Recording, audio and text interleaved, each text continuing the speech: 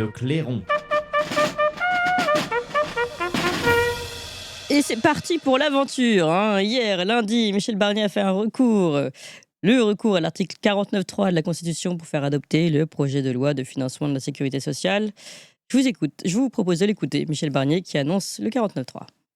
C'est pourquoi, sur le fondement de l'article 49, alinéa 3 de la Constitution, j'engage la responsabilité du gouvernement, de mon gouvernement, sur l'ensemble du projet de loi de financement de la sécurité sociale pour 2025, dans sa version résultant des travaux de la commission mixte paritaire et modifiée par les amendements rédactionnels et de coordination déposés.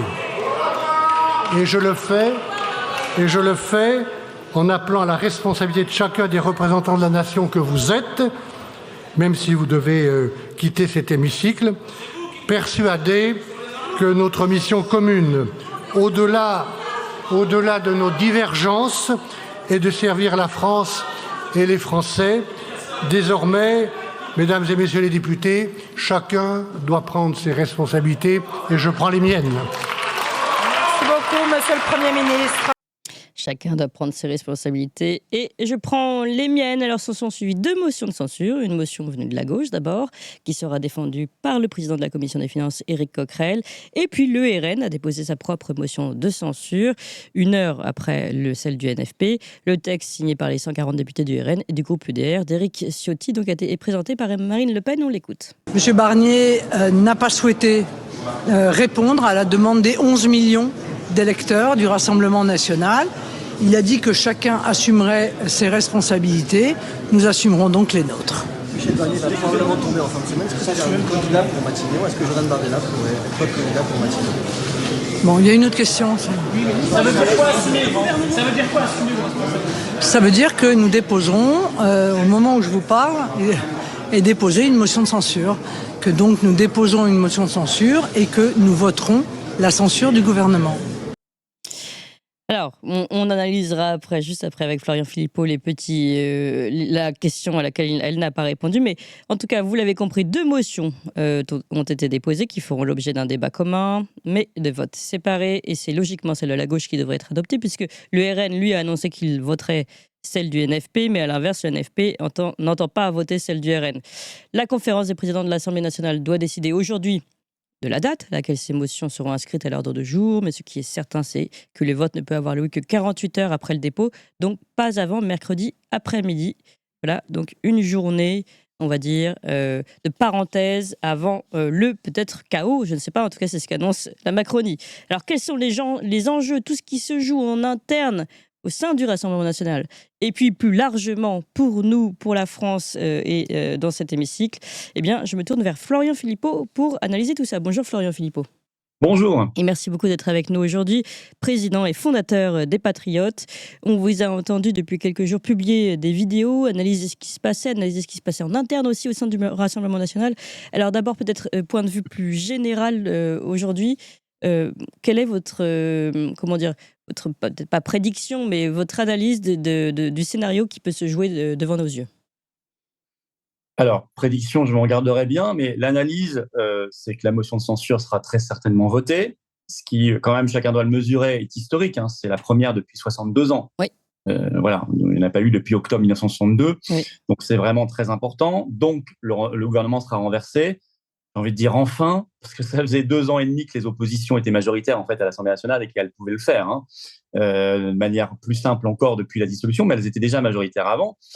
Et donc le roi de clé sera nu. Le roi de clé, c'est Macron.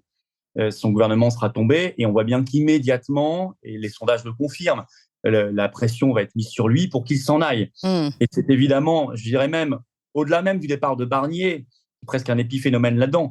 Nous, ce qu'on avait analysé depuis très longtemps, et c'est pour ça que c'est depuis très longtemps qu'on appelle à cette motion de censure, on avait analysé que derrière, c'était un facteur de fragilisation énorme pour Macron et qu'il fallait donc absolument d'abord renverser le gouvernement et ensuite exiger la démission de Macron pour l'empêcher de mettre en place d'autres scénarios, puisqu'il y a 3 scénarios possibles. Une fois que le gouvernement sera renversé, soit Macron va jouer le pourrissement de la situation, avec des gouvernements démissionnaires, des gouvernements techniques. Et c'est là que la France est le plus en danger, parce qu'il peut y avoir augmentation des taux d'intérêt, des choses comme ça.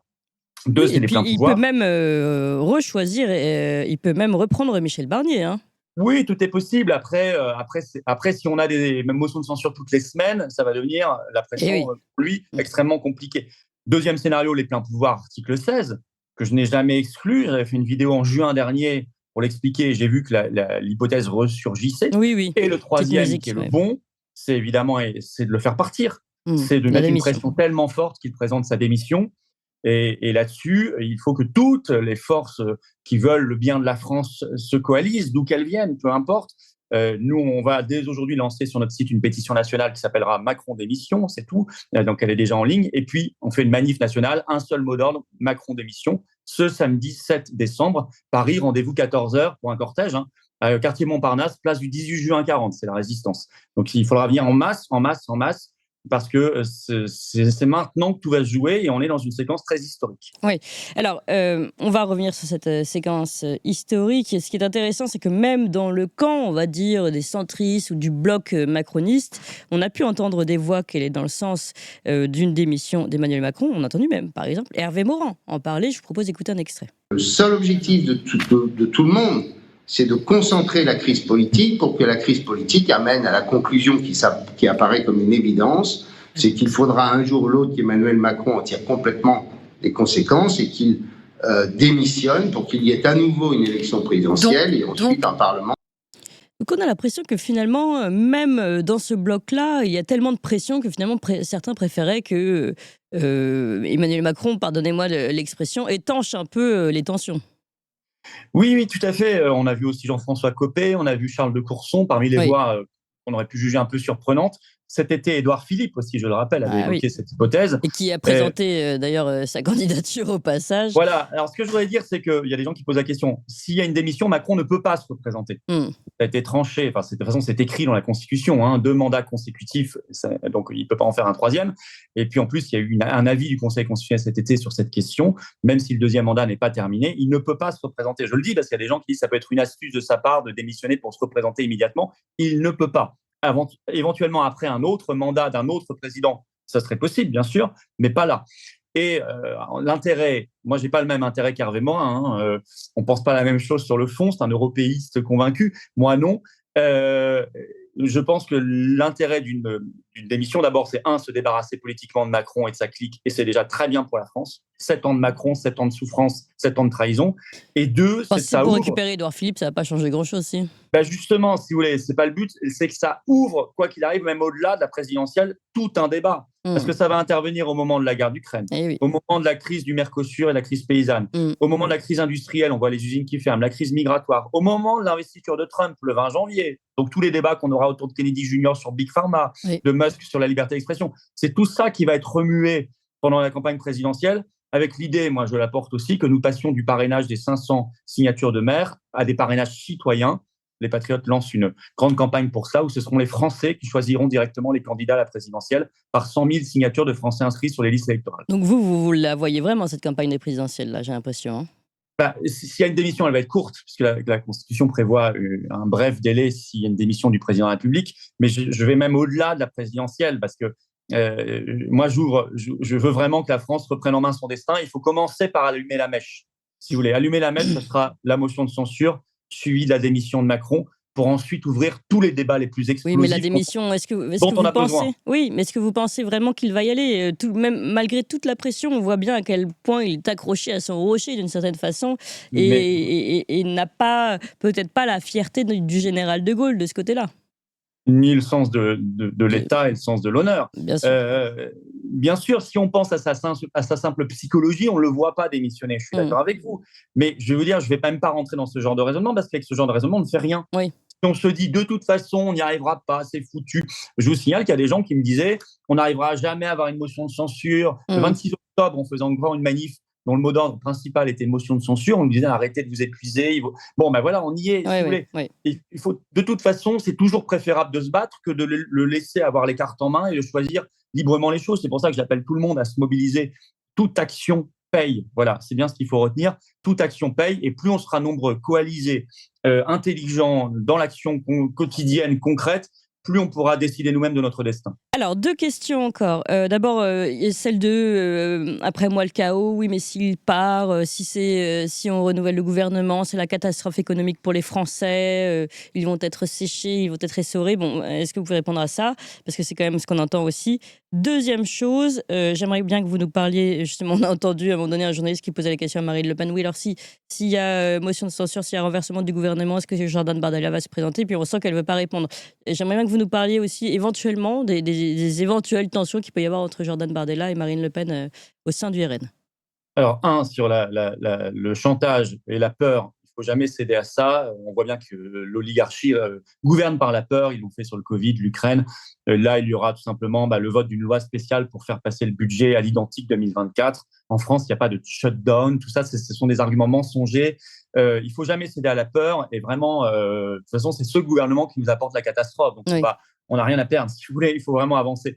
Et si c'est budget, pardon, juste si on continue là-dessus, si c'est budget 2024, ça fait quoi pour nous? C'est pas forcément non plus une très bonne nouvelle, mais bon.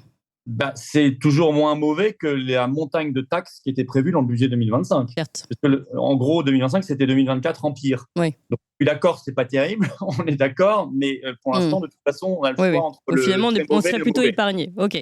Alors, deuxième sujet. C'est surtout pour dire qu'il n'y aura pas, le 1er janvier, désactivation des cartes vitales, les retraites et les fonctionnaires pas payés. Tout ça, c'est faux. Hein.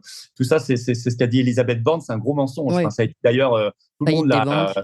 Oui, on a vu que c'était faux, tout le monde le sait maintenant.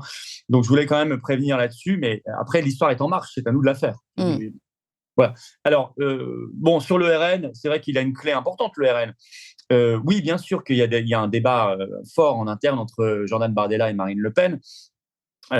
Pour le savoir, d'abord, je le sais par l'analyse un peu logique, et aussi parce que j'ai des capteurs et des contacts là-bas qui m'informent un peu en temps réel de ce qui se passe. Marine Le Pen, en fait, c'est sous pression de son électorat, sous pression de la résistance, et parce qu'il y a eu le réquisitoire dans son procès qui la menace d'inéligibilité à partir du 31 mars, parce que le jugement sera rendu le 31 mars 2025, avec exécution provisoire, qu'elle a changé d'opinion, et on sent qu'elle veut une élection présidentielle anticipée avant d'être inéligible.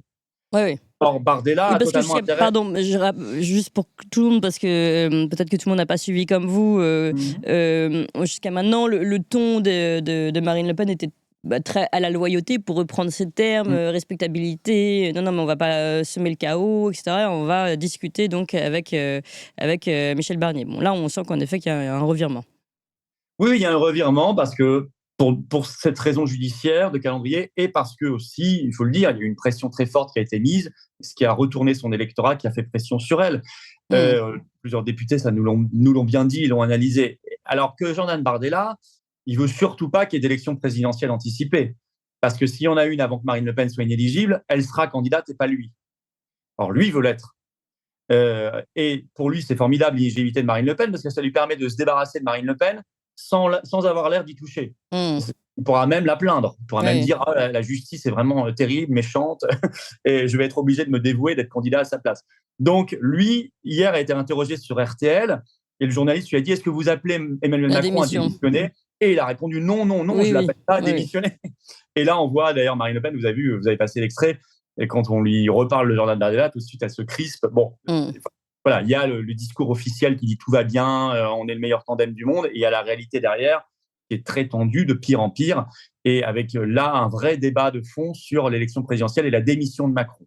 Il faut évidemment pousser à la démission de Macron, il ne faut pas rentrer dans le petit jeu de ceux qui pensent qu'à leur intérêt, à leur ego. Donc ce qui est intéressant, c'est que finalement la justice, en voulant faire du mal à Marine Le Pen, peut-être, c'était d'ailleurs la théorie de Guylain Benessa que nous recevions, a peut-être libéré d'une certaine façon Marine Le Pen de son obligation de respectabilité, de loyauté, je ne sais pas comment on peut l'appeler. Ça l'a peut-être un petit peu réveillé, on l'espère. Pour le reste, le problème, c'est que derrière le RN, il faudrait qu'il soit réveillé jusqu'au bout et qu'il arrête de se soumettre à l'Union européenne, à l'OTAN, à la politique en Ukraine, à la politique de l'OMS.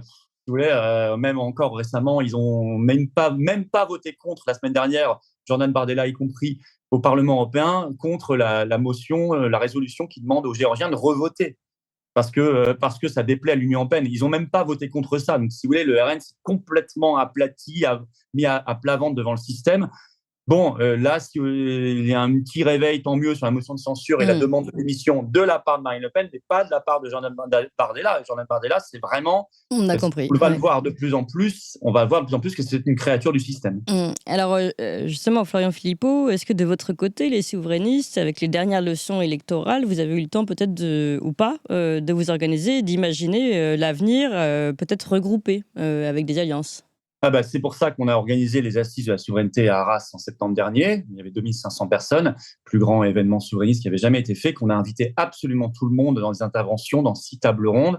De nouveau, à la manif pour la paix qu'on a organisée dans 17 villes de France, nous les patriotes, à la manif nationale à Paris, j'ai invité tout le monde. Beaucoup sont venus. Voilà, ceux qui ne veulent pas venir ont tort. Les absents ont toujours tort.